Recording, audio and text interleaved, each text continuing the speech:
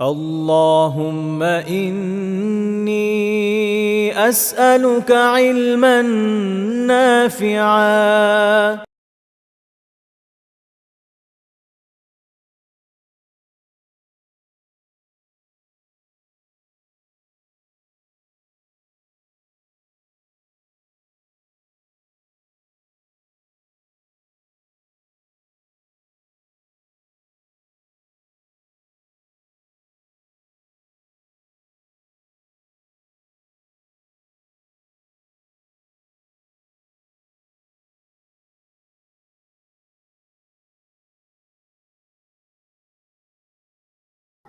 إن الحمد لله نحمده ونستعينه ونصلي على رسوله الكريم وعلى آله وصحبه أجمعين أما بعد আল্লাহ তাআলার অনেক শুকরিয়া আলহামদুলিল্লাহ আমাদের দরজায় করোনার ছাড় একটি রমাদান মুমিনের জীবনে অত্যন্ত গুরুত্বপূর্ণ একটি মাস বলা যেটা হচ্ছে ইবাদতের মৌসুম সবকিছুরই তো একটা মৌসুম আছে না সময় আছে রমাদান হচ্ছে ইবাদতের মৌসুম আল্লাহ তাআলার অশেষ নেয়ামত অশেষ মেহেরবানি যে তিনি আমাদেরকে রমাদান মাসের মতো এমন একটা নেয়ামত দিয়েছেন যে মাস হাজার মাস এর থেকে উত্তম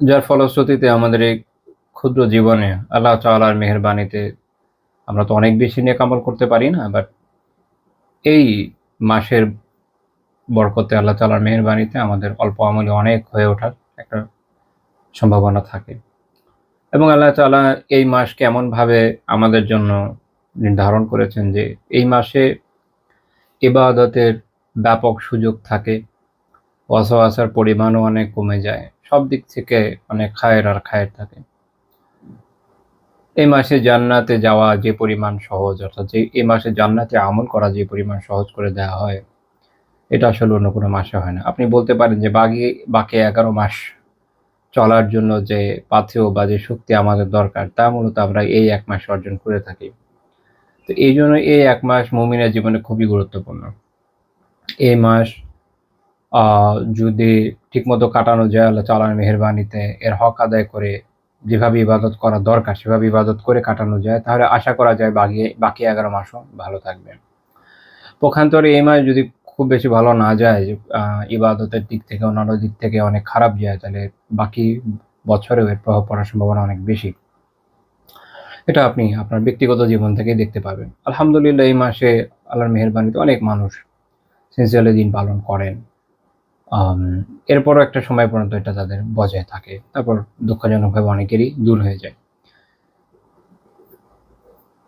এইটা আসলে রমাদানকে ঠিকমতো কাজে না লাগানোর একটা লক্ষণ বলা যেতে পারে কেননা আপনি যদি এই মাসকে সঠিকভাবে হক আদায় করে আমল করে থাকেন এই মাসকে যদি সেভাবে পালন করে থাকেন তাহলে অবশ্যই ফল আপনি বাকি বছর পাবেন ফলে দেখা যাবে যে আপনি আপনার ইবাদতের একটা ফ্লো সবসময় ধরে রাখতে পারবেন নেকির উপর থাকার একটা ফ্লো সবসময় ধরে রাখতে পারবেন যদি না পেরে থাকেন তাহলে তো এই মাসে নিশ্চয়ই কোনো না কোনো ত্রুটি তো রয়েছে তো এই জন্য আমাদের এই মাস সম্পর্কে খুব সচেতন হওয়া দরকার আল্লাহ তাআলা পবিত্র কোরআনে সূরা বাকারাতে বলেছেন শাহরু রমাদান আল্লাযী উনজিলা ফীহিল কোরআন এই যে রমাদান মাস যাতে কোরআন নাজিল করা হয়েছে এই মাসের বিশেষ বৈশিষ্ট্য হচ্ছে যে সর্বশেষ আসমানি গ্রন্থ রাসূলুল্লাহ সাল্লাল্লাহু আলাইহি ওয়াসাল্লামের সবচেয়ে বড় মুজিজা আল্লাহ তাআলার কালাম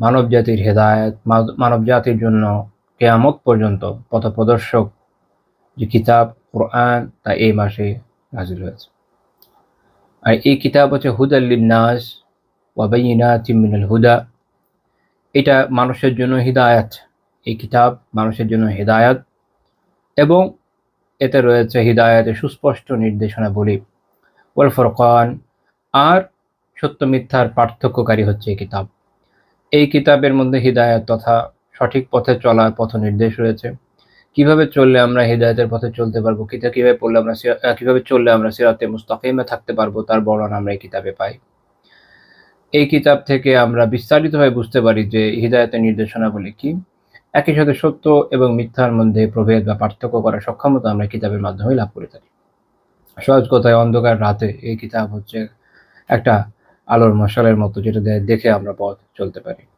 তো কাজে এই মাসে এই কিতাবকে নাজিল করা হয়েছে, এই কারণে এই মাসের যেমন ব্যাপক মর্যাদা, তেমনি এখানে শিক্ষণীয় বিষয় রয়েছে যে এই মাসের রিলেশন মূলত কোরআনের সাথে। কোরআন নাজিল হওয়ার কারণে তে মর্যাদা। তো কোরআনের সাথে এই মাসে তাই আমাদের বিশেষ সম্পর্ক থাকা তাহলে খুব দরকার। এবং আল্লাহ তাআলা এই মাসের আমাদের জন্য সিয়ামকে ফরজ করেছেন। তিনি বলেছেন, ফামান শাহিদা মিনকুম আশ-শাহর ফালিয়াসুম। এই তোমাদের মধ্যে যে এই মাসটিতে উপস্থিত হবে, ফামান শাহিদা মিনকুম আশ-শাহর ফালিয়াসুম, সে যেন তাতে সিয়াম পালন করে। এর মাধ্যমে আমাদের জন্য এই মাসের সিয়ামকে আবশ্যক করে দেওয়া হয়েছে এবং এই সিয়াম পালনের মাধ্যমে এই মাসের আমলগুলোকে ঠিক করার মাধ্যমে ওই পরিমাণ ফজিলত, ওই পরিমাণ নেকি, ওই পরিমাণ আল্লাহ তাআলার সন্তুষ্টি অর্জন করা সম্ভব, যেটা অন্য কোনো মাসে এত সহজে পাওয়া যায় না। এই জন্য এই মাসের কদর করা খুব দরকার। আর কদরের জন্য তো প্রস্তুতিও দরকার, কি বলেন? আগে তো জানা দরকার যে গুরুত্ব কি। রাসূলুল্লাহ সাল্লাল্লাহু আলাইহি ওয়াসাল্লাম বলেছেন, কদ জাআকুম রমাদান, তোমাদের কাছে, তোমাদের মাঝে রমাদান মাস এসেছে। শাহরুন মুবারক, এটি একটি বরকতময় মাস। তাহলে এই মাসের মধ্যে কি আছে? বরকত আছে, এটা বোঝা জরুরি। এই জন্য আপনারা এই মাসে দেখবেন, খেয়াল করলে, যে যেরকম বারাকাত ইবাদতে, নেক আমল অন্য কিছুতে পাওয়া যায়, অন্য সময় পাওয়া যায় না। এই জন্য বলা আছে শাহরুল মুবারক, এটা একটি বরকতময় মাস। ইফতারাদাল্লাহু আলাইকুম সিয়ামা, আল্লাহ তাআলা তোমাদের জন্য এই মাসে সিয়ামকে ফরজ করেছেন। তুফতাহু ফীহি আবওয়াবুল জান্নাহ, এই মাসে জান্নাতের দরজাগুলোকে খুলে দেওয়া হয়। অর্থাৎ এই মাসে আপনি জান্নাতে যাওয়ার জন্য সহজে নেক আমল করতে পারবেন। ওই পরিমাণ নিয়ামত আল্লাহ তাআলা দান করেন, ওই তৌফিক আল্লাহ তাআলা দান করেন, শুধু বান্দার চেষ্টাটা করতে হবে। ওয়া তুগলাকু ফীহি আবওয়াবুল জাহিম, আর জাহান্নামের যে দরজাগুলো, এগুলোকে বন্ধ করে দেওয়া হয়। অর্থাৎ এই মাসে যদি আপনি এই মাসে জাহান্নামে যাওয়ার অ্যাকচুয়ালি সুযোগ তুলনামূলক একটু অন্যান্য মাসের থেকে কম। সুযোগ কম বলতে, কারণ এর পরে আছে ওয়া তুগাল্লু ফীহি শায়াতিন, বড় বড় যে শয়তানগুলো, অন্যান্য আয়াত আছে বড় বড়, এই জন্য একসাথে বললাম, নয়তো এখানে বড় বড় কথা নেই। যে শয়তানগুলো যেগুলো, এগুলোকে শৃঙ্খলাবদ্ধ রাখা হয় কেন? যেন মানুষকে অন্য সময় যেভাবে ওয়াসওয়াসা তারা দিতে পারে, যেভাবে অন্য সময় মানুষের ক্ষতি করতে পারে, এখানে এই মাসে ওভাবে করতে পারবে না। ছোটখাটোগুলো থাকে, এগুলো আলাদা কথা, বাট বড়গুলোর কাছে মূল শক্তি, সক্ষমতা, এগুলো বন্ধ হয়ে যায়। ফলে বান্দা তুলনামূলক নেক আমলের অনেক নিকটবর্তী। এই জন্য আমরা দেখি যে আলহামদুলিল্লাহ এই মাসে অনেকে অন্য সময় ইবাদত ভাবে না করলেও এই সময় আসে। আলহামদুলিল্লাহ ভালো, মসজিদে আসা খুবই ভালো। কিন্তু মনে রাখতে হবে যে এক তো হচ্ছে যে মানুষের নফস তো আছে, আর আমাদের সাথে সবসময় ওয়াসওয়াসা শয়তান ওটাও থাকে, কিন্তু বড় বড় শয়তান না থাকে, এদের শক্তি অনেক দুর্বল থাকে। তো নফস খুব ক্রিটিক্যাল বিষয়। আর এই সময়ে নিজের নফসকে যদি নিয়ন্ত্রণ করা না যায়, তাহলে সেটা খুবই খুবই দুঃখজনক। আল্লাহ রাসূল বলছেন এই হাদিসে, ফীহি লাইলাতুন খায়রুম মিন আলফি শাহর, এখানে এই মাসে এমন এক দিন, এমন এক রাত রয়েছে যা হাজার মাস থেকে উত্তম। তো ফলে এই এক রাতের উত্তম ইবাদতের মাধ্যমে আল্লাহ তাআলার অনেক নৈকট্য হাসিল করা সম্ভব। মান হুরিমা খায়রাহা ফাকাদ হুরিমা, যে এই মাসের খায়ের বা কল্যাণ, তবে এই রাতের কল্যাণ যেটাই হোক না কেন, যে কল্যাণ এতে বঞ্চিত হচ্ছে, সে তো অনেক কল্যাণ থেকেই বঞ্চিত হচ্ছে। এই হাদিস ইমাম আহমদ রাহিমাহুল্লাহ মুসনাদে উল্লেখ করেছেন, ৭১৪৮ নম্বর হাদিস, শোয়েবান রাহিমাহুল্লাহ সহিহ বলেছেন। এই হাদিসে আমাদের জন্য একটা টোটাল দিক নির্দেশনা পাওয়া যায় যে এই মাসে আমাদের জন্য খুবই জরুরি হচ্ছে আমরা যেন এর খায়ের, এর বারাকা অর্জন করতে পারি। অন্য হাদিসে আছে যে রাসূলুল্লাহ সাল্লাল্লাহু আলাইহি ওয়াসাল্লাম এই মাসে যারা ক্ষমা অর্জন করতে ব্যর্থ হচ্ছে, তাদের জন্য রীতিমতো বদদুয়াতে আমিন বলেছেন। এই জন্য আমাদের খুব সতর্ক থাকা জরুরি। হেলায় ফেলায় আমরা এই সময়টাকে না কাটাই। আমাদের জীবনে রমাদান হাজার হাজার বার আসে না। একটা মানুষের হায়াতি কতটুকু? বছরে একবারই রমাদান পাওয়া যায়। আর বিশেষ করে আমাদের যে মোটামুটি বোধ শক্তি সম্পন্ন হওয়ার পরে যে বয়স, এটাও খুব বেশি সময় থাকে না। তো একটা মানুষ জীবনে কতগুলো এবার রমাদান পায়? ৪০টা ৫০টা, অ্যাক্টিভলি উপলব্ধির সাথে আমল করার জন্য খুব বেশি তো পায় না। তো এই সময়টা এই জন্য আমাদের খুবই কাজে লাগানো উচিত। যদি আল্লাহ তাআলার মেহেরবানিতে এই সময়টা আমরা ঠিকমতো কাজে লাগাতে পারি, তো আশা আছে যে আল্লাহ তাআলার মেহেরবানিতে পরকালটা আমাদের জন্য অনেক সহজ হবে ইনশাআল্লাহ, এবং বাকি বছরের জন্য আমরা উত্তম পাথে অর্জনে সক্ষম হব। কাজে এইভাবে যদি আমরা করতে চাই, তাহলে আমাদের দরকার কি? পূর্ব প্রস্তুতি। অর্থাৎ আপনি যেটাকে গুরুত্ব দিবেন, সেটার জন্য তো একটা প্রস্তুতি নেবেন। মানুষ যখন কোনো কিছুকে গুরুত্ব দেয় তার জন্য কি করে? প্রস্তুতি নেয়। মানুষ যখন কোনো সফরে যায়, গুরুত্ব দিয়ে যদি সফরে যায় প্রস্তুতি নেয়। আর দোস্তের সাথে বের হয়ে যেতে গেলে প্রস্তুতি নেয় না ছেলেপেলেরা দুজনে। মেয়েদের কথা আলাদা, ছেলেরা কি করে না? প্রস্তুতি নেয় না। আর যা আছে পড়ে বের হয়ে যায়। যাই হোক, তো তার মানে এটা তার কাছে অনেক বেশি গুরুত্বপূর্ণ না। কিন্তু যখন এমন কোনো গুরুত্বপূর্ণ সফরে যায় মানুষ প্রস্তুতি নেয়। আখিরাতের পাথেয় এইজন্য আমাদের প্রস্তুতি আমরা ওটা কতটুকু নিচ্ছি আখিরাতের পাথেয়ের জন্য। এটাতে এটাতে এটা আমাদের কাজ থেকে বোঝা যায় যে আমরা আসলে আখিরাতের সফরকে কতটা গুরুত্ব দেই। ২ নম্বর হচ্ছে একইভাবে রমাদানকে আমরা কতটুকু গুরুত্ব দিচ্ছি এটাও নির্ভর করবে অনেক ক্ষেত্রে আমাদের প্রস্তুতির জন্য। প্রস্তুতির সাথে আমরা কিভাবে প্রস্তুতি নিচ্ছি এটার উপর নির্ভর করবে যে আমরা রমাদানকে কতটা গুরুত্ব দিচ্ছি। নয়তো ৮-১০টা মানুষের জীবনে রমাদান আসে চলে যায়। বইসে থাকে রমাদান কবে আসবে? রমাদান আসার পরে তারাবিতে মসজিদে ১ম কয়েকদিন যায়, তারপর যাওয়া বন্ধ হয়ে যায়। তার বেশি টেনশন থাকে হচ্ছে যে সাহারিতে কি খাবে আর ইফতারে কি খাবে? ইফতারে বিভিন্ন রকমের ভাজা-পোড়া খাবে, গ্যাস্ট্রিক হয়ে বসে থাকবে, রাতে অনেক কষ্ট হবে। কোনোমতে ১-২ রাকাত ২-৪ রাকাত তারাবি কোনোমতে পড়লে পড়তে পারে, না পড়লে নাই। আম খাবে আপনার গ্যাস্ট্রিকের ওষুধ খাবে, তারপর রাতে বাসায় এসে ঘুমিয়ে যাবে। সাহারিতে উঠে আবার ১ গাঁট্টি খাবে, সারাদিন ওইটা নিয়ে গ্যাস্ট্রিক কষ্টে ভুগবে। এভাবে রমাদান চলে যাবে। সবশেষে ঈদের জন্য কেনাকাটা করবে। ২৭ তারিখ মসজিদে গিয়ে অনেক কান্নাকাটি করবে লাইট নিভিয়ে। তারপরে হচ্ছে আম ঈদের দিন সকালবেলা ক্লিন শেভ করে সুন্দর মতো দিয়ে ঈদের নামাজ পড়ে বাসায় চলে আসবে শেষ। মানে এটা হচ্ছে এভারেজ বাঙালি জীবনচিত্র। তো এইভাবে যদি রমাদান আমাদের জীবনে আসে এবং যায়, ওরা আমাদের জীবনে আসলে কোনো ইমপ্যাক্ট ফেলতে পারবে না। যদি রমাদানের ফজিলত আমরা অর্জন করতে চাই, আমাদের ওই মানসিকতাটা রাখতে হবে। ওইভাবে নিজেদের প্রিপেয়ার করতে হবে। আবার এখানে আরেক ধরনের বাড়াবাড়ি আমরা দেখি। এটা হলো ছাড়াছাড়ি পার্টি। আর বাড়াবাড়িটা হচ্ছে এরকম যে অনেকে এটাকে দেখবেন হোম ডেকোরেশনে চলে যায় যে Ramadan home decoration. I don't know এটা কোন ধরনের জিনিস। রমাদান তো আমলের ডেকোরেশনের টাইম। আপনি এখানে আমল কত বেশি করতে পারেন এটার উপরে অনেক কিছু নির্ভর করে আপনার বাকি জীবনের বিষয়ে। আপনি ঘর যদি ডেকোরেট নাও করেন কিছু যায় আসে না। ঘর ডেকোরেশনের প্রয়োজন এমন পড়ে না। বরং ঘর ডেকোরেশন কোনো পর্যায়ে তো মাকরুহ হারাম পর্যন্ত চলে যায়। ফুকাহারা এটা নিয়ে অনেক বিস্তারিত আলোচনা করেছে। কারো যদি সাইকিয়াট্রিক সমস্যা থাকে, মানসিক এই পর্যায়ে রোগ থাকে যে তার এটার জন্য এটা হোম ডেকোরেশন খুব জরুরি, না করলে সে মানসিকভাবে অসুস্থ হয়ে যাবে, তার কথা ভিন্ন। মানে একজন সাধারণ সুস্থ মানুষের জন্য এটা খুব বেশি জরুরি না। ঘর পরিষ্কার পরিচ্ছন্ন থাকা এমনি যথেষ্ট। যেটা জরুরি সেটা হচ্ছে আমলের পেছনে সময় দেওয়া। এই মাসে সামান্য সময় এদিক ওদিক ব্যয় করার সুযোগ নেই। অত্যন্ত গুরুত্ব দিয়ে সময়কে কাজে লাগাতে হবে। তো এটার জন্য যেটা বলছিলাম জরুরি কি পূর্ব প্রস্তুতি প্রিপারেশন, যে জন্য আমরা আজকের ব্যাচ এই বিষয়ের উপর দিচ্ছি। একদম রমাদান আমাদের সামনে চলেই আসছে। যদি চাঁদ দেখা যায় হয়তো বুধবার রাতে আমরা তারাবি শুরু করতে পারি বা তার পরের দিন আল্লাহু আলাম। তো কাজে আমাদের তো এখন খুবই গুরুত্বের সাথে প্রিপারেশনটা নিতে হবে। তো প্রথম যে জিনিসটা আমাদের ঠিক করতে হবে সেটা হচ্ছে যে আমাদের অবভিয়াসলি তওবা করতে হবে, বিশুদ্ধভাবে তওবা। নেক আমল করার জন্য এটা আমাদের জন্য খুবই জরুরি যে আমরা যেন শুরুতেই তওবা করে আমাদের পূর্বের পাপগুলো মাফ চেয়ে নিই আল্লাহ তাআলার কাছে। আমরা যা করেছি পিছনের জীবনে, শুধু বাকি বিগত ১১ মাস নয়, পুরো জীবনে যা পাপ করেছি এটার জন্য আপনার কাছে আন্তরিকভাবে ক্ষমা চাই। আমি আপনার কাছে মাফ চাই এবং এই মাস থেকে নিয়ে জীবনকে আমি বদলে নিতে চাই। এইরকম দৃঢ় সংকল্প থাকতে হবে, এভাবে তওবা করতে হবে।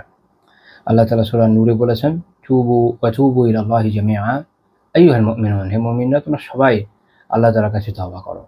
লাআল্লাকুম তুফলিহুন, যাতে করে তোমরা সফল হতে পারো। শেখ সাদি রাহিমাহুল্লাহ তার তাফসীরে বলেছেন, ফালা সাবিলা ইলাল ফালাহ ইল্লা বিত-তাওবা। তওবা ব্যতীত সাফল্যের কোনো পথ নাই। মনে রাখেন তওবা, কারণ এই আয়াতে আল্লাহ বলছেনই লাআল্লাকুম তুফলিহুন, যেন তোমরা সফল হতে পারো। তাহলে সফল হতে হলে কি করতে হবে? তওবা করতে হবে। তো ইসলামের দৃষ্টিতে সাফল্য, এখানে আমরা একটা সংজ্ঞা পেলাম যে সফল হতে কি জরুরি, একটা কাজ পেলাম, সেটা হচ্ছে তওবা। আমাদের অনেকে এটা খেয়াল থাকে না, আগের পাপ নিয়ে রমাদানে আবার আমল করতে থাকে। হ্যাঁ, কিছু আমল কিছু পাপকে সরিয়ে দেয়, কিন্তু কবিরা গুনাহগুলো এটা যেহেতু তওবা ছাড়া গতি নাই। কাজে আমাদের করণীয় হলো একদম শুরুতেই আল্লাহর কাছে তওবা করা, যে আল্লাহ এই এমন যেন না হয় আমার আগের কবিরা গুনার জন্য আমি এই মাসের বারাকা থেকে বঞ্চিত হই, এমন যেন না হয়। আপনার কাছে আমি ক্ষমা প্রার্থনা করি, তওবা করি। তওবার নিয়ম তো আপনারা জানেন যে দৃঢ় সংকল্প করতে হবে। প্রথমে তো অনুতপ্ত হতে হবে। মনে রাখেন সবার আগে অনুতপ্ত হওয়া জরুরি। ইমাম আহমদ রাহিমাহুল্লাহ তাআলা তার মুসনাদে হাদিস উল্লেখ করেছেন, ৩৫৬৮ নম্বর হাদিস। নবী সাল্লাল্লাহু আলাইহি সাল্লাম বলেছেন, আন-নাদবু তাওবা। তওবা হচ্ছে কি? অনুশোচনার নাম। অনুশোচনা থাকা খুব জরুরি। খালি এই যে তওবা, তওবা আর ওই যে গ্রাম বাংলায় এরকম হয়, লাইক এরকম কান ধরে, জিভ কাটে, এরকম করে। ওগুলা দিয়ে তওবা হবে না। তওবা জরুরি হচ্ছে আপনার অনুশোচনা যে আল্লাহ যা পাপ করেছি, ভুল করেছি। আর কখনো হবে না। দৃঢ় সংকল্প করা আর কখনো হবে না। আল্লাহ তাআলার কাছে ক্ষমা প্রার্থনা করেন। ওই পাপকে একদম ছেড়ে দেওয়ার, কোনোভাবে ওখানে ব্যাক না করেন। আর যদি বান্দার হকের বিষয় হয় তাকে এটা ফেরত দিয়ে দেয়। আল্লাহ তৌফিক দান করেন আমাদেরকে উত্তমভাবে তওবা করার। এবং তো এই হাদিস যেটা বললাম এটা শেখ শোয়েব আহমদ রাহিমাহুল্লাহ সহিহ বলেছেন, যদিও এই সনদটা হাসান। তো অনুশোচনা খুব জরুরি। অনুশোচনার মাধ্যমে তওবার মধ্যে যেতে হবে। ভাবেন, একটু সময় নিয়ে একটু ভাবেন রমাদানের আগে যে কি করেছেন। একটু অনুশোচনা জাগান। আন্তরিকভাবে আল্লাহ তাআলার কাছে তওবা করেন। সহিহ মুসলিমে একটা হাদিস আছে যে রাসূলুল্লাহ সাল্লাল্লাহু আলাইহি ওয়াসাল্লাম বলেছেন, ইয়া আইয়ুহান নাস তুবু ইলাল্লাহ, হে লোকেরা তোমরা আল্লাহ তাআলার কাছে তওবা করো। ফাইন্নী আতুবু ফিল ইয়াউমি ইলাইহি মিআত মাররা, কারণ আমি প্রতিদিন আল্লাহ তাআলার কাছে 100 বার করে তওবা করি। সুবহানাল্লাহ। রাসূলুল্লাহ সাল্লাল্লাহু আলাইহি ওয়াসাল্লামের আগে পিছনে কোনো গুনাহ ছিল না, উনি মাসুম। নবী রাসূলরা মাসুম হয়ে থাকেন আর উনি তো সেরা। কিন্তু উনি কেন তওবা করছেন? উনি তওবা করছেন, এক তো হচ্ছে ওনার দ্বারা যতনের মর্তবের মাধ্যমে বাড়ছে। কেউ এরকম ব্যাখ্যা করেছে যে উনি ওনার যখনই মর্যাদা বেড়েছে পিছনের মর্যাদার স্তরের থেকে, তখন আগের অবস্থানের জন্য তওবা করেছেন। আরেকটা গুরুত্বপূর্ণ বিষয় হচ্ছে আমাদের শিক্ষিত করেছেন, আমাদের শিক্ষা দিয়েছেন যে উনি যদি আল্লাহ তাআলার কাছে তওবা করেন তা আমরা কোথাকার কে বলেন না বাংলায়, আমরা কোন ছাড়। আমাদের আরো বেশি তওবা করা উচিত। উনি যদি 100 বার করেন আমাদের তো 1000 বারের উপরে এমনি করা উচিত, বারবার করা উচিত। মাফ চাওয়া উচিত, আল্লাহ ভুলে গেছে যা করেছি জীবনে, এবার থেকে ইনশাআল্লাহ, এবার থেকে ঠিক হয়ে যাবে। দৃঢ় সংকল্প। 2 নাম্বার নিয়ত ঠিক করতে হবে।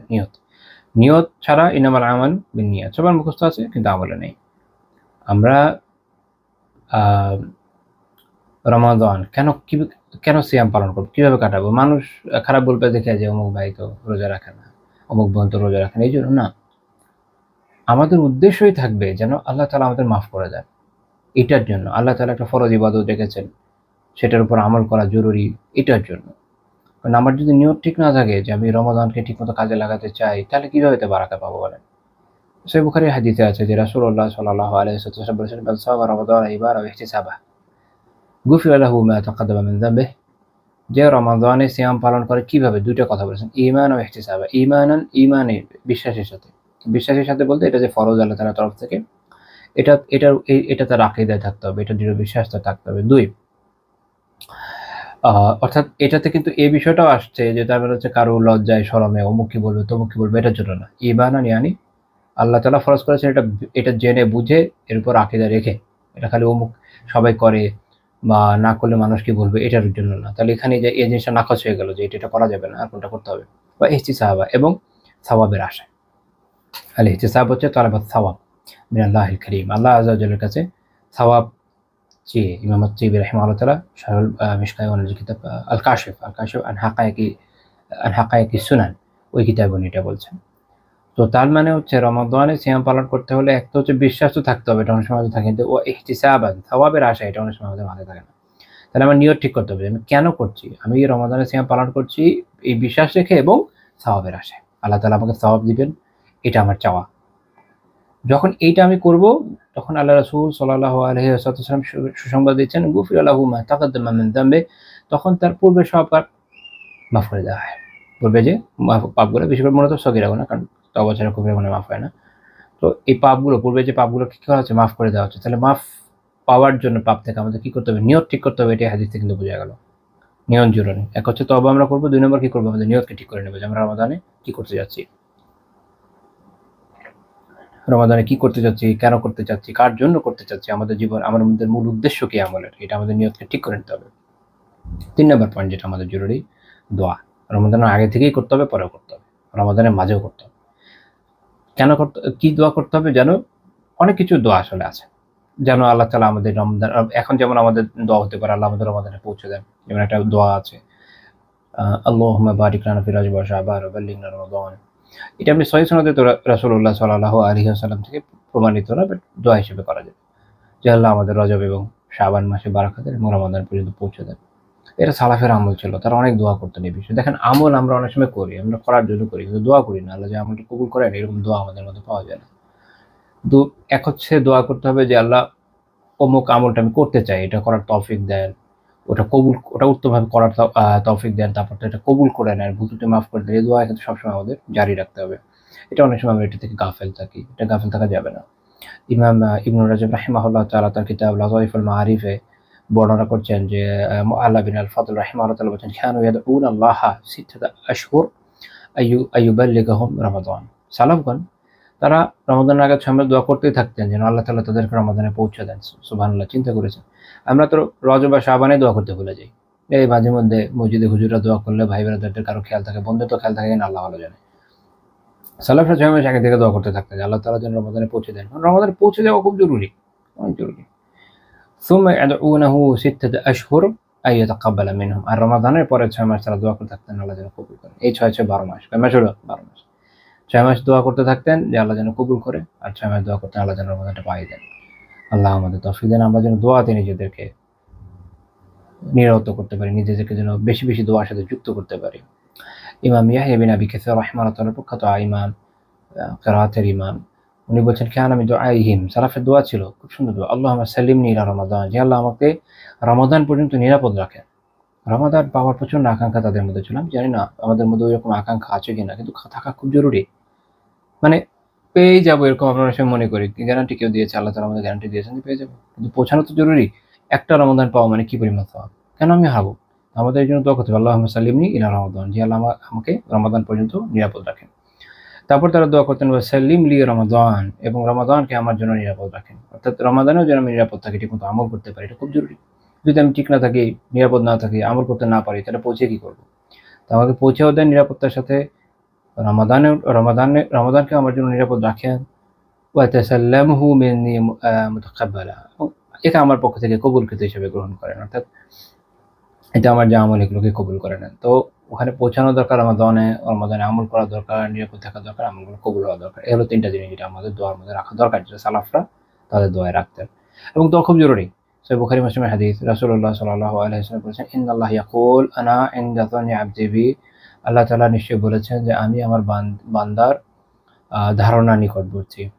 ওয়া আনা মাআহু ইযা দাআনি, আর সে যখন আমাকে দোয়া করে, আমার কাছে দোয়া করে বা আমার কাছে চায়, আমি তখন তার সাথেই থাকি। সুবহানাল্লাহ।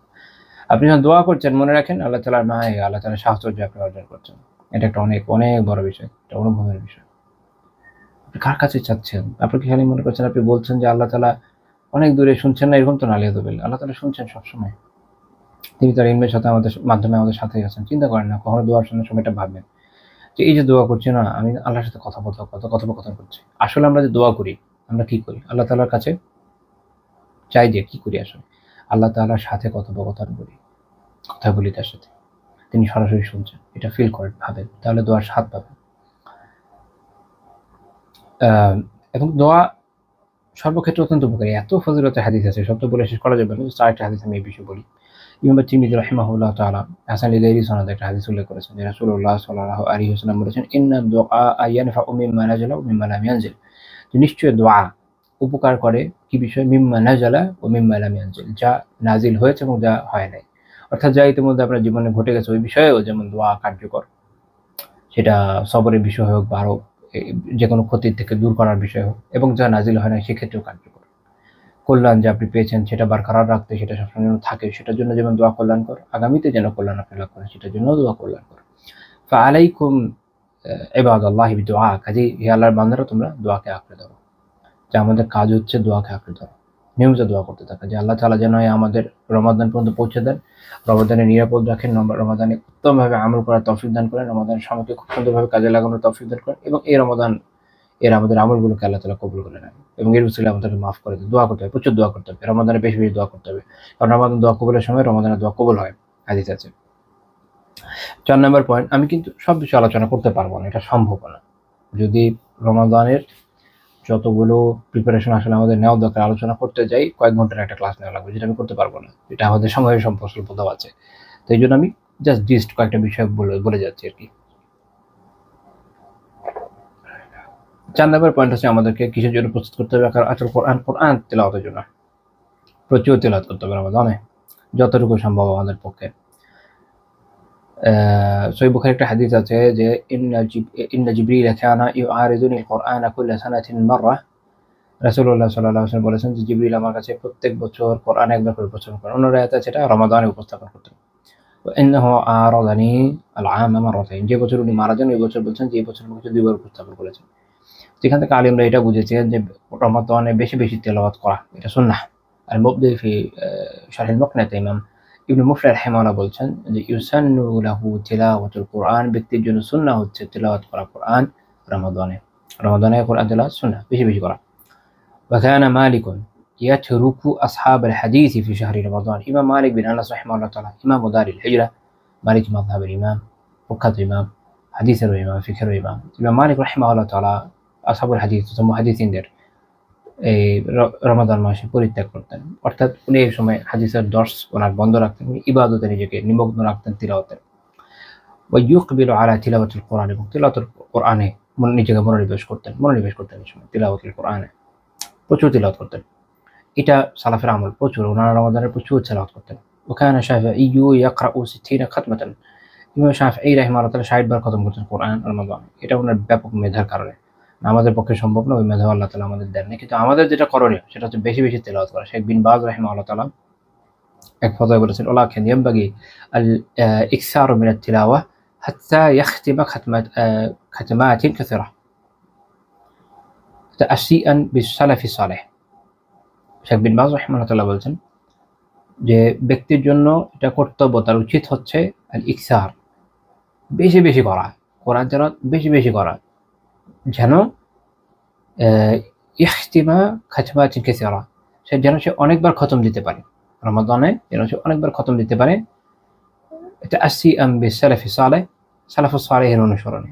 সালাফুস সালেহ যেমন এই সময় আমাদের নিকার পূর্বসূরীরা যেমন রমাদানে প্রচুর খতম করতেন, সেটা অনুসরণ করে আমরা যেন অনেকবার করতে পারি। এটা হচ্ছে শেখ রাহিমাহুল্লাহ তাআলার কথা। ওয়াক্তিনামান লিল ফুরসাহ, এবং এই সুযোগ, এই যে ফুরসতটাকে, এটাকে কাজে লাগানোর জন্য। তাহলে এই সময়কে আমাদের করণীয় কি? এই সময় আমাদের বেশি বেশি তিলাওয়াত করা উচিত। এখন অনেকের হতে পারে যে তার তেলাওয়াত ঠিক নাই, তো এই সময় কাজে লাগান। আলহামদুলিল্লাহ এই সময় রমাদানে দেখবেন অনেকে কোরআন শিক্ষা কোর্সের অফার করেন কম মূল্যে, 1 মাসের কোর্স করেন, এটাও করেন, অন্তত যুক্ত থাকেন। যদি আপনি অনেক তিলাওয়াত করতেও না পারেন, অন্তত যুক্ত থাকেন, যতটুকু সম্ভব অতটুকু করেন, যতটুকু শেখা সম্ভব ততটুকু শেখেন, যতটুকু সম্ভব এই সময় বিশুদ্ধ করেন, কোরআনের সাথে যুক্ত থাকেন, তিলাওয়াত করেন, তাদাব্বুর করেন, ভাবেন, তাফসীর পড়েন। অবশ্য সালাফদের থেকে এটাই এই মাসের আমল হিসাবে বেশি গুরুত্বের দাবিদার, সেটা হচ্ছে বেশি বেশি তিলাওয়াত। তাদাব্বুর তাফসীরের জন্য সারা বছরই আছে, বাট এই মাসটা তিলাওয়াতের মাস।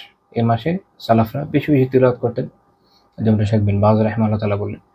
তো এই মাসে আমাদের বেশি গুরুত্ব দেওয়া উচিত হলো তিলাওয়াতে। যদি সম্ভব হয় তাদাব্বুরও করলেন, তাফসীরও পড়লেন, কোরআনের অর্থও পড়লেন, কোনো সমস্যা নেই। সবকিছু একটা সমন্বয় থাকা ভালো, কিন্তু তিলাওয়াতে খুব জোর দেওয়া জরুরি।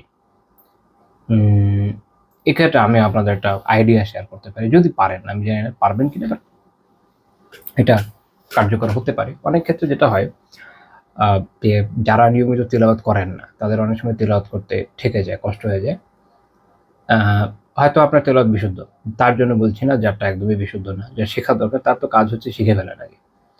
আর যারটা আলহামদুলিল্লাহ তেলাওয়াত ঠিক আছে, বিশুদ্ধ আছে, তার জন্য ভালো হতো যদি রজব এবং শাবানে অন্তত 2 বার বা 4 বার খতম দিতে পারতেন, তাহলে রমাদানে আপনার এমনি স্পিড পেয়ে যেতেন। আর যদি এটা আপনার নাও হয়, এখন রমাদানে একটা কাজ করতে পারেন, যদি আপনি এটা ধরে রাখতে পারেন তাহলে এটা ঠিক আছে।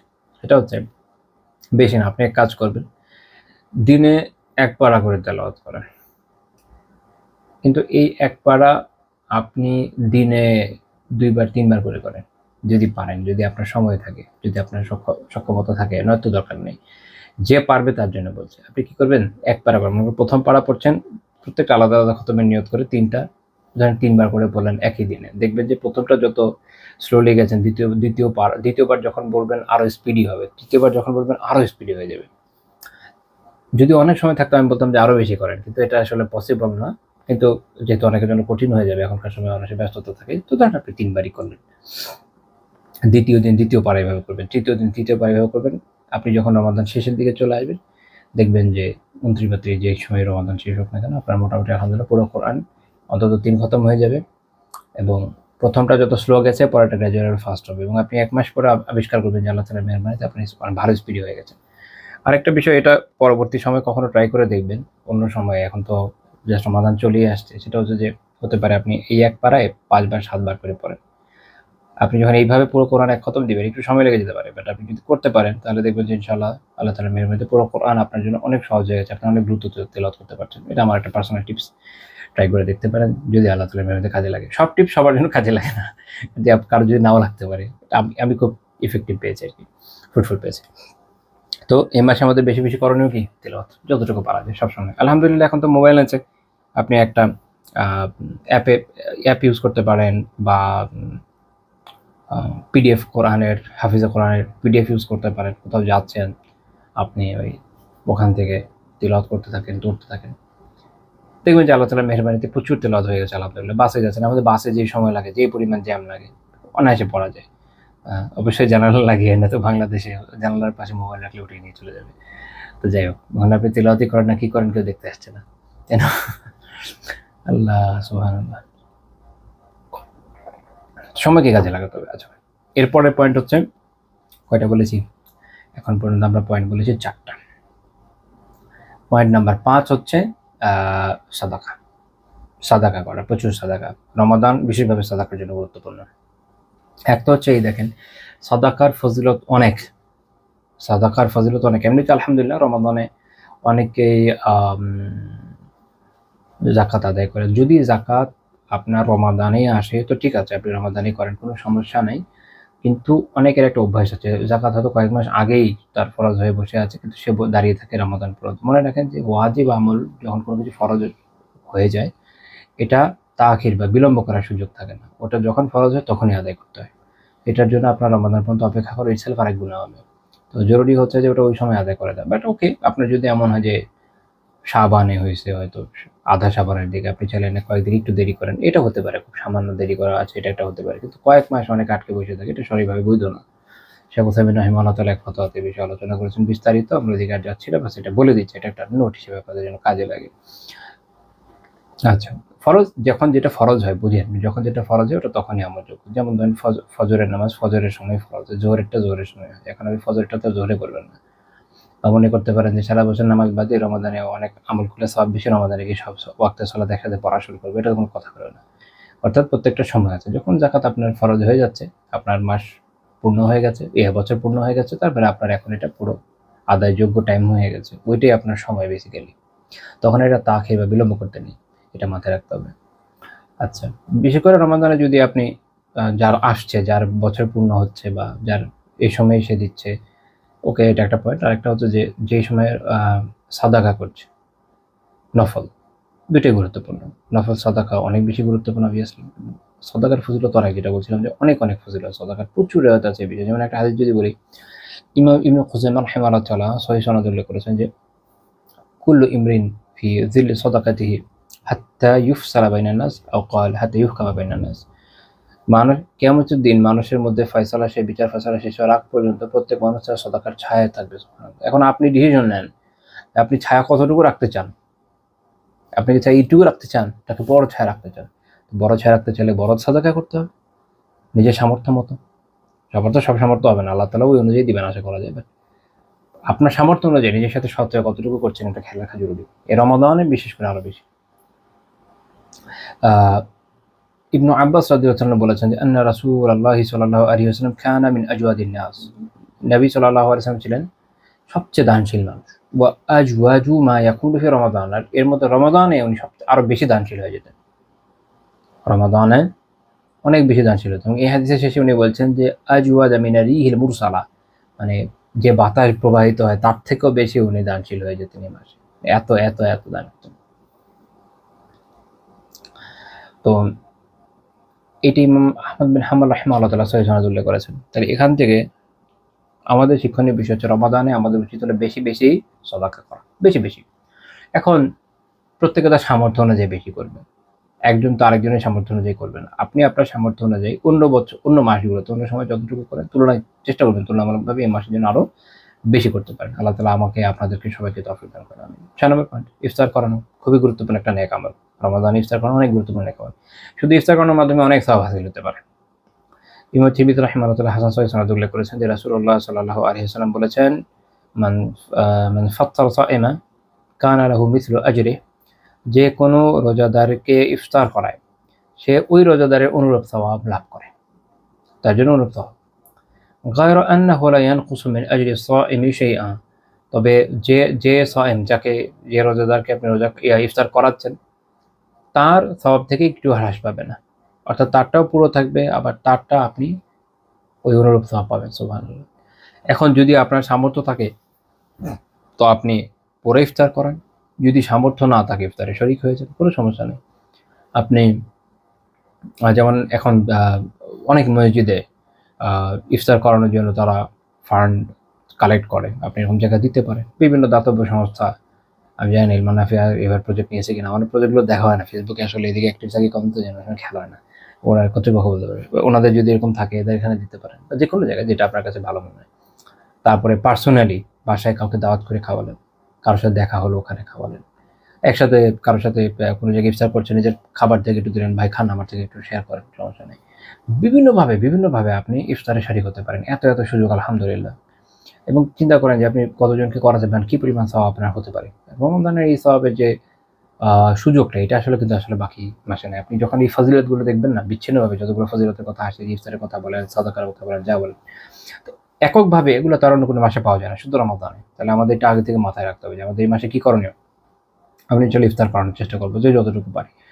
যেমন বোনেরা অনেক ক্ষেত্রে হয়তো ইকোনমিক্যালি এটা করতে পারবেন না আরেকজনকে ইফতার করানো, বাট তারা তো ইফতারে সাহায্য করতে পারেন। সেটা হতে পারে যে তার বাসায় যখন অনেক সময় দাওয়াত দেওয়া হয়, বাকি খেয়াল রাখতে হবে যেন রমাদান তো আসলে খাওয়া দাওয়ার মাস না। রমাদান কি খাওয়া দাওয়ার মাস?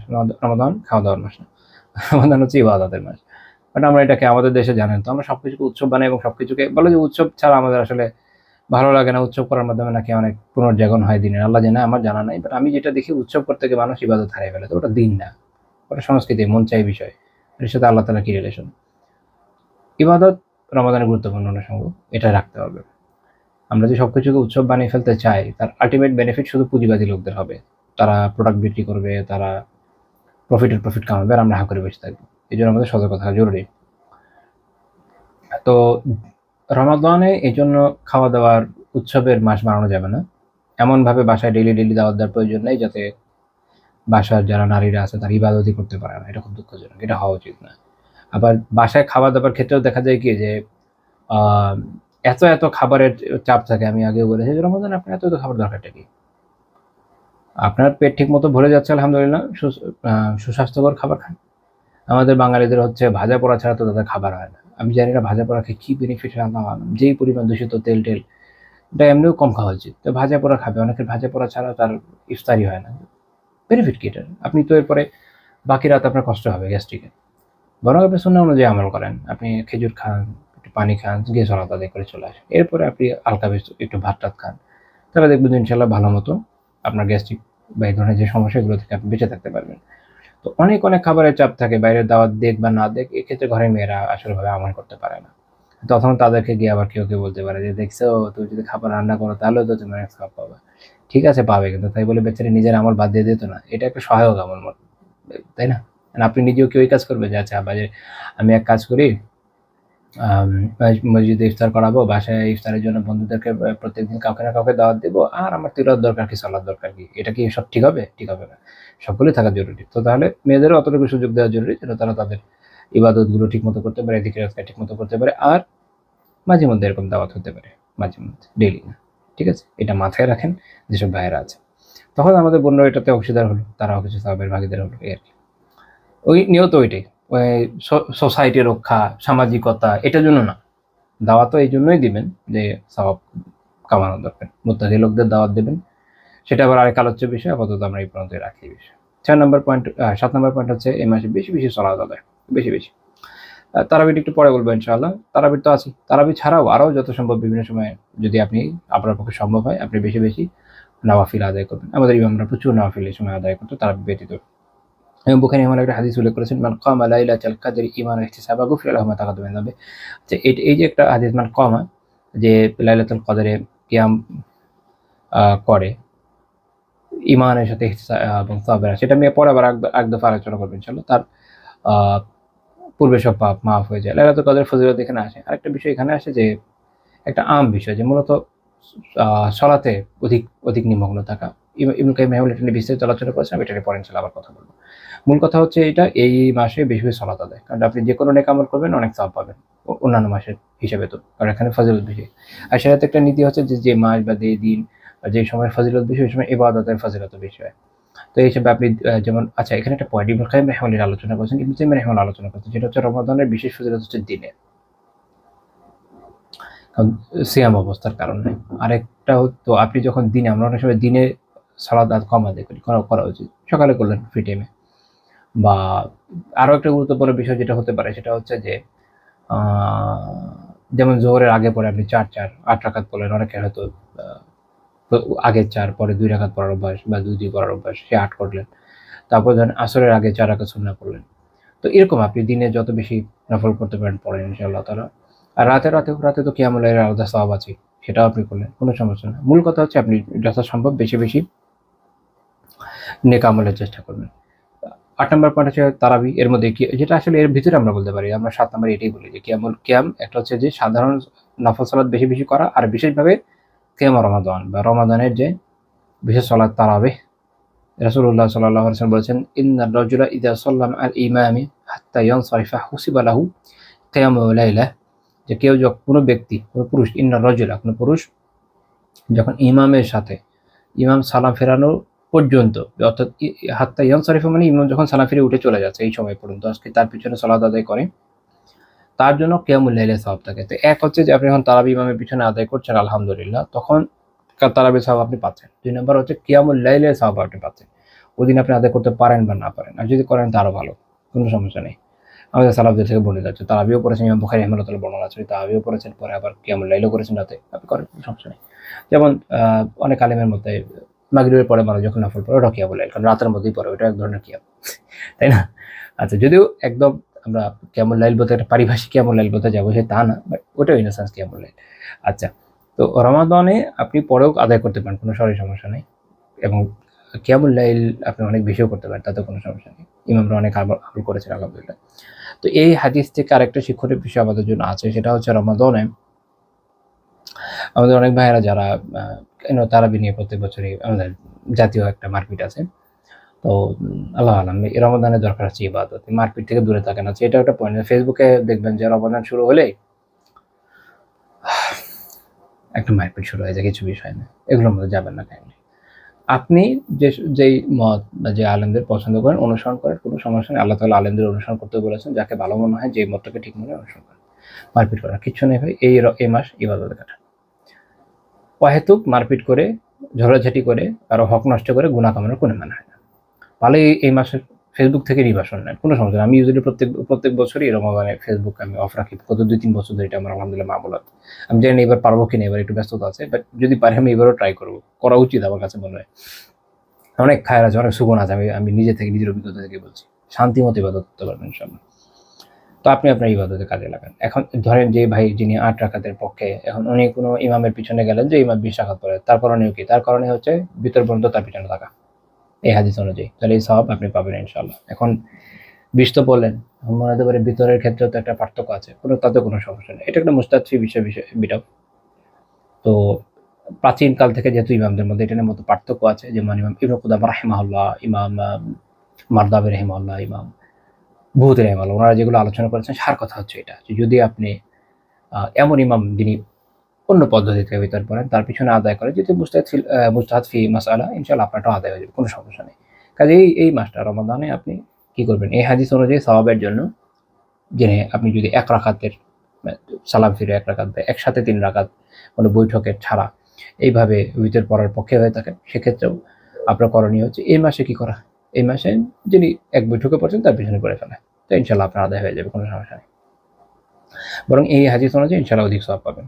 তো এটা এই মাসের জন্য, সব মাসের জন্য। ওকে, তো এই হলো আমার পয়েন্ট, এটা গেল। এটা আমি ধরেন আগের পয়েন্ট, এই পয়েন্ট মিলে 7 নম্বর একই পয়েন্ট ধরলাম আমরা। পরে 8 নম্বর পয়েন্টে যাই। বিশেষ করে এই মাসে একটা রাত আছে কি, যেটা বলেছি একটু আগে, আবার বলবো, লাইলাতুল কদর। লাইলাতুল কদর আমরা তো আয়াত জানি, আর হাদিসেও আছে একটু আগে যেটা বলছিলাম যে মান কামা লাইলাতুল কদরি ঈমানান ওয়া ইহতিসাবা, লাইলাতুল কদরে যে বিশ্বাস করে যে এই রাতে এই ফজিলত আছে এবং সওয়াবের আশায়। আগে ওই যে আবার নিয়তের কথা আসি, তাহলে আমাদের নিয়ত থাকতে হবে কেন আমি লাইলাতুল কদর পাচ্ছি, এই সওয়াবের আশায়, যে বেনিফিট এটা পাওয়ার জন্য। গুফিরা লাহু মা তাকাদ্দামা মিন যামবি, তার পূর্বে সব পাপ আল্লাহ মাফ করে দিন।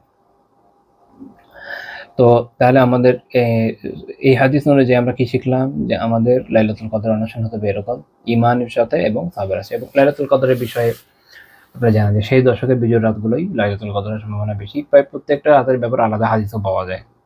আমাদের দেশে তো ২৭ আটকে গেছে, বাট আলহামদুলিল্লাহ এখন অনেকে এই বিষয়ে সচেতন, তারা প্রতি বিজয় রাতেই তালাশ করেন। আমাদের উচিত নিজেদেরকে এর সাথে সম্পৃক্ত রাখা এবং প্রত্যেক রাতেই আমল করা, প্রত্যেক বিজয় রাত, বিশেষ করে শেষ দশকটা। আপনি যখন পারফেক্টলি আমল করবে তো ইনশাআল্লাহ তাআলা আশা করা যায় লাইলাতুল কদর পাওয়া যাবে, আশা করা যায়। কিন্তু আপনি যদি একদমই না করেন, ওই একদিন আশা নিয়ে বসে থাকেন আর আরেকদিন হয়ে যায়, তাহলে তো আপনি পাচ্ছেন না। আচ্ছা, ৯ নম্বর পয়েন্ট, যেটা এই মাসের জন্য খুবই গুরুত্বপূর্ণ, পাপ বর্জন করা। পাপ বর্জন করা, আমরা বলি না সিয়াম, সম মানে আসলে বিরত থাকা। তো বিরত থাকছেন আপনি কি থেকে? সকাল থেকে সন্ধ্যা পর্যন্ত, সূর্য শুভে সাদিক থেকে নিয়ে একদম সূর্য ডুবা পর্যন্ত কি থেকে? খালি পানাহার, স্ত্রী সহবাস এবং এরকম বেশ কিছু বিষয় থেকে বিরত থাকেন। আরেকটা বিষয় থেকেও বিরত থাকা জরুরি হয়, ওই কোটা হচ্ছে কি মূল আমল টিকে রাখার জন্য। আর এই আমল একটা রুহানিয়াত আছে, ওটা টিকে রাখার জন্য জরুরি হয় কি পাপ থেকে বেঁচে থাকা। পাপ, মিথ্যা কথা বলা, আরো কত রকম পাপ আছে না? এই রমাদান মাসে দেখবেন, রমাদান আসলে রোজাও রাখছে, আবার মিথ্যা কথা বলে ব্যবসা করে, আলিয়াতুবিল্লাহ, মিথ্যা বলছে, অশ্লীল কথা তো আছে, গালিগালাজ। এবার আমাদের দেশের মানুষের হয় কি, রোজা রাখলে তাদের রাগ অনেক বেশি থাকে, আল্লাহ জানে কেন। তারপর মাথা গরম হয়ে যায়, দুপুরের পরে গিয়ে ঝগড়া ঝাঁটি মারামারি, বিশেষ করে আমরা যখন বলি রোজা ধরছে ইত্যাদি, এগুলো বলে আসলে সহজ করার সুযোগ নেই। রমাদানে পাপ বর্জন অত্যন্ত জরুরি। রমাদানের মূল শিক্ষা কিলা আল্লাহ খুব তাত্তাকুন, তোমরা তাকওয়া অর্জন করতে পারো। তো তাকওয়া তো আমাদের অর্জন করতে হবে, এটা তো আমার মূল উদ্দেশ্য রমাদানের। আমার তো তাকওয়া অর্জন করতে হবে। তাকওয়া যদি অর্জন না করি তাহলে কিভাবে হবে? আর রমাদান আসলে যদি আপনার তাকওয়াই চলে যায়, রমাদান আসলে যদি আপনি মুনাফার জন্য মানুষের উপর জুলুম করেন, প্রোডাক্ট আটকে রাখেন। এই যে রমাদানের আগে আগে কতগুলো কোম্পানি দেখেন না ভাসমান গুদাম বানিয়ে রেখেছে প্রোডাক্ট আটকে, এগুলো এগুলো খুব ভয়ানক, খুবই ভয়ানক পাপ, আল্লাহ মাফ করেন। হাদিসে এসছে যে পাপি গুদাম, এরকম গুদাম আটকে জিনিসের দাম বাড়াতে পারে। আমি মানে অর্থ বললাম হাদিসটা। তো খুবই খুবই বড় পাপে থেকে বাঁচা জরুরি। রমাদান মাসে আরো বিশেষ করে নেক আমল করা দরকার, বিশেষ করে ছাড় দেওয়া দরকার, বিশেষ করে এহসান করা দরকার। আমরা তো অনেকে ব্যবসায়িক গোষ্ঠী তো এই চিন্তা নিয়ে থাকে রমাদান কিভাবে লুটপাট করা যায়, আল্লাহ মাফ করেন, যে সারা বছরের উপার্জন আমার এই মাসেই করতে হবে, এখন যেমনি পারি এমনি করবে, এভাবে হলে হবে না। এই মাসে আপনার কাজ হচ্ছে যথাসম্ভব গুনাহ আরো বর্জন করা, যত রকমের গুনাহ আছে। সহিহ বুখারী হাদিস, রাসূলুল্লাহ সাল্লাল্লাহু আলাইহি ওয়াসাল্লাম বলেছেন মাল্লাম ইয়াদা কাওলা জুরি ওয়াল আমালা বিহ, যে কওলু জুর বাদ না দিয়েছে। কওলু জুর মানে কি? হিমুল আলী রাহিমাহুল্লাহ তাআলা ব্যাখ্যা করছেন, ইমাম তিবি রাহিমাহুল্লাহ ব্যাখ্যা করেছেন, সেটা হচ্ছে এর মধ্যে রয়েছে কি মিথ্যা, অপবাদ, তহমত, তারপরে ধরেন মিথ্যা সাক্ষী, কারো ব্যাপারে গীবত করা, কারো উপর কোনো ধরনের তারপর যেমন গালিগালাজ করা, তারপর হচ্ছে এমন জায়গায় লানাত দেওয়া যেটা সঠিক না, এরকম বিভিন্ন রকমের হারাম যা মুখ দিয়ে করা, এগুলো হচ্ছে কওলু জুর। যে এগুলোকে না ছাড়ছে, বলে আমালা বি, এবং এরপর আমল করছে না, অর্থাৎ এটা আমালা বিজুর দিয়ে বোঝানো হচ্ছে মূলত ফাওয়াহিজ বা অশ্লীল কাজ কারবার। যে ধরনের অশ্লীল কাজ মানুষ করে এগুলো তো বুঝেনি আপনারা।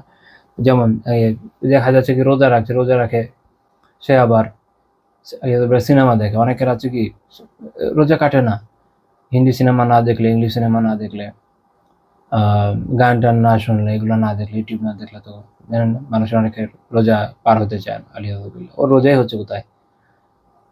সে তো অশ্লীল কাজের মধ্যে লিপ্ত। রাসূলুল্লাহ সাল্লাল্লাহু আলাইহি ওয়াসাল্লাম বলেছেন যে যে এই রোজা অবস্থায় এই কওলু জুর, যেটা একটু আগে ব্যাখ্যা করলাম, এবং এরকম অশ্লীল কাজ কারবার এগুলো বাদ দিতে পারে না, ফালাইসা লিল্লাহি হাজাতুন ফি আইয়াদআ তাআমাহু ওয়া শারাবাহু, সে খাবার ত্যাগ করলো, পানি ত্যাগ করলো, এতে আল্লাহর কোনো প্রয়োজন নেই। অর্থাৎ আল্লাহ তাআলার কোনো প্রয়োজন নেই এই আমল। অর্থাৎ এখানে তাহলে সওয়াব কোথায়? ইমাম কিয়ামুসসুন্নাহ ইসমাঈল আত-তাইমি আল-আসবাহানী রাহিমাহুল্লাহ তাআলা সহিহ বুখারী ব্যাখ্যা করতে গিয়ে বলছেন যে ফিহি দালিলুন, এটা এই বিষয়ে দলিল আছে, আন্না কাওলা জুরি ইউবতিলু আজরা সাইম, যে এই ধরনের পাপ কথা এগুলো সাইম বা রোজাদারের যে প্রতিদান, যে সওয়াব, তা বাতিল করে দেয়। খুব ভয়ানক কথা। আমাদের করণীয় কি? তাহলে এই সময় পাপ বর্জন করতে হবে। পাপ বর্জন খুবই জরুরি, সেটা না হলে কিভাবে হবে? ইমাম বাইহাকী রাহিমাহুল্লাহ তাআলা সুনানুল কুবরাতে একটা হাদিস উল্লেখ করেছেন, ৮৩৮৫ নম্বর হাদিস।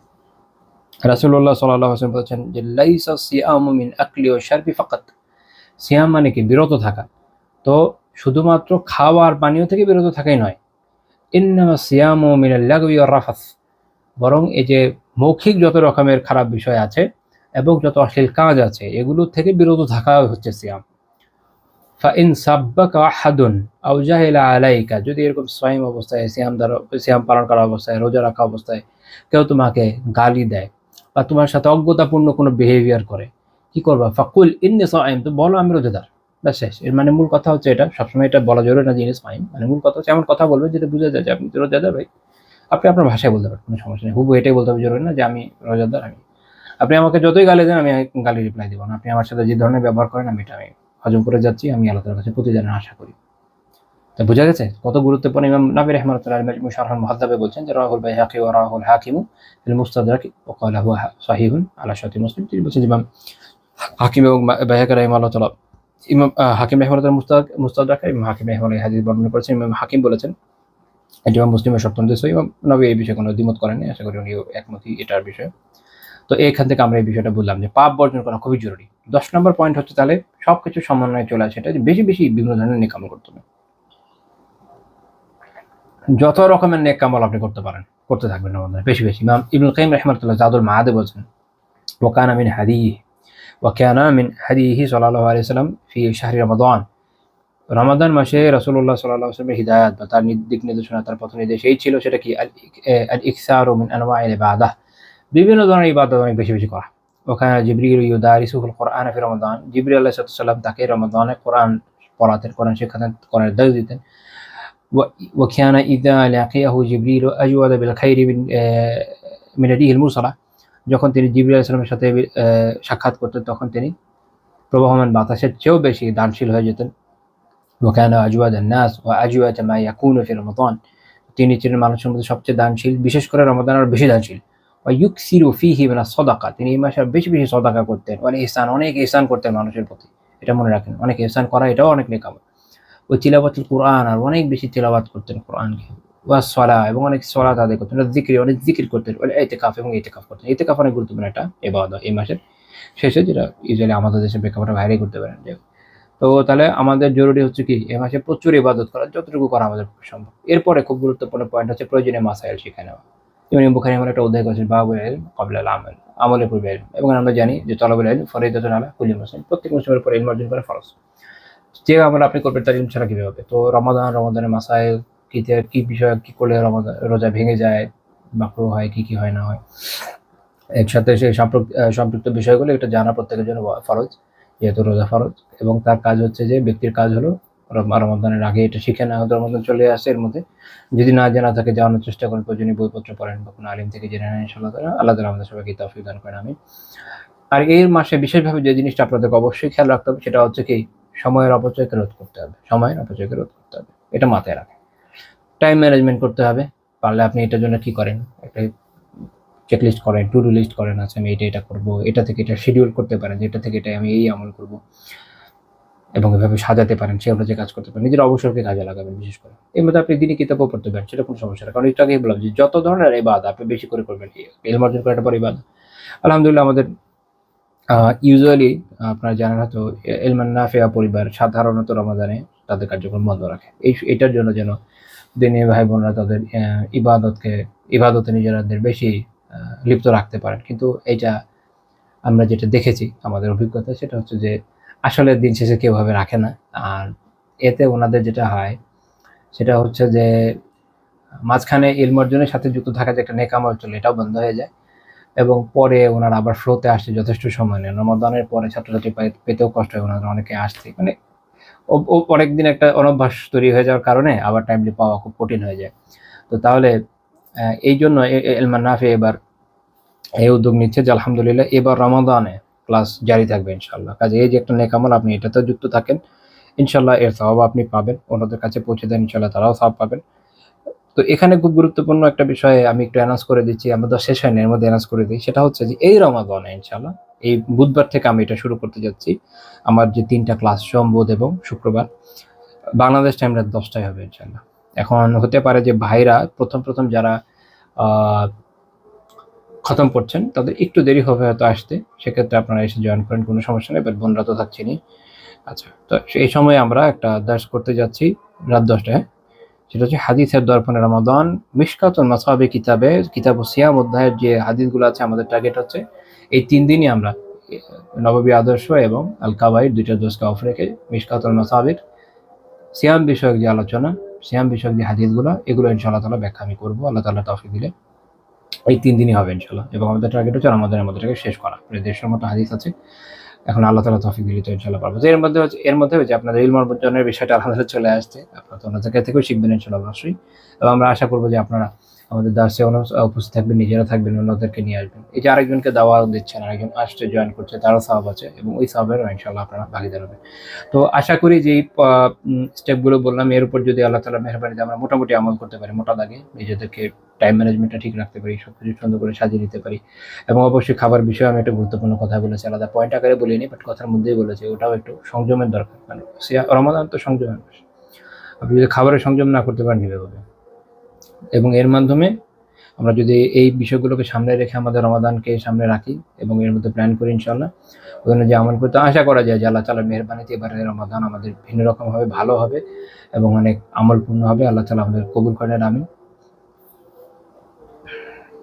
সুবহানাকাল্লাহুম্মা ওয়া বিহামদিকা লা ইলাহা ইল্লা আনতা আস্তাগফিরুকা ওয়া আতুবু ইলাইক।